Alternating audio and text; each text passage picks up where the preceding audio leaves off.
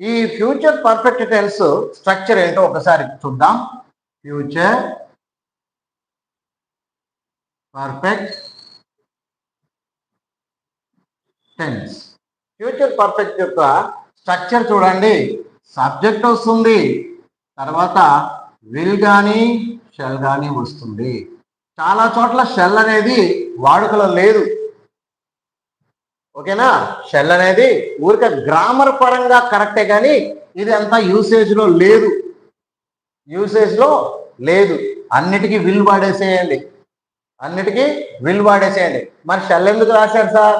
ఒకవేళ పొరపాటున by mistake వస్తే కంగారు పడద్దు, అది కూడా తప్పేమీ కాదు అని చెప్పడానికి.